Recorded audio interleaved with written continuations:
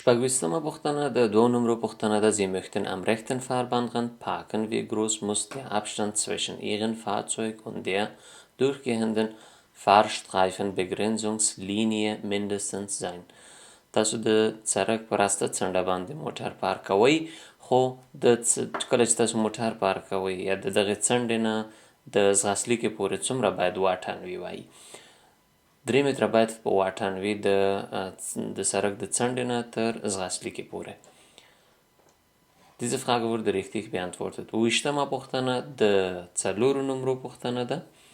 In welcher Entfernung ist es, Warndreieck aufzustellen? Warndreieck هماغه مثلث سور مثلث کله چې تاسو موټر عوارض کوي او چېرته د موټر نه بیرون نږدې چې نور موټرونه هم پې باندې پوه سي چې دلته کوم موټر ولاړ دی او یا یې هم کومه حادثه کړې یا خراب ده.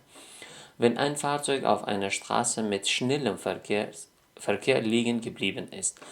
په هغه سړک باندې چې موټرونه پې باندې تیز یا لنډه شتراسه ده یا اوټوبان ده یا هر څه ده، ځکه که په 50 کیلومتره په ساعت کې د موټر ځغاسته په یو سړک باندې وي هلته باید ته لږ څه نږدې ږدې او که سرعت زیات وي لږ بیا لرې ږدې تر څو هغه موټر وکولی شي ځان اداره کړي.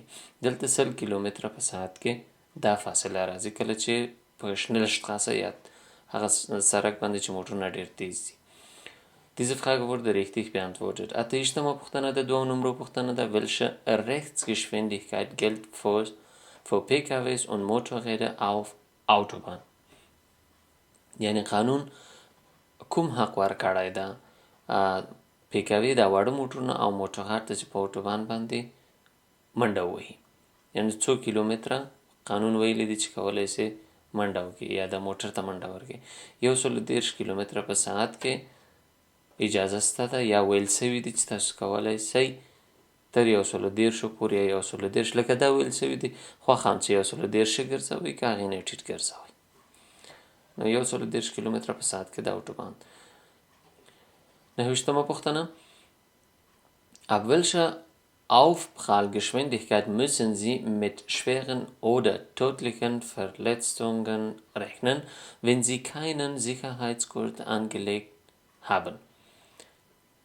په څومره سرعت باندې یا موټر څومره تیزوالی ولري چې بس حرکت یې وکړه که خدای مه کوئ چې کوم حادثه وسي نو ډېر خطرناکه سړی زوږلیدی شي که یې کمربند نه وي تړلی، نو هغه دغه 30 کیلومتره په ساعت کې که موټر سره ولګېږي نو ډېره کلکه مرګ ژوبله اړوي انسانانو ته.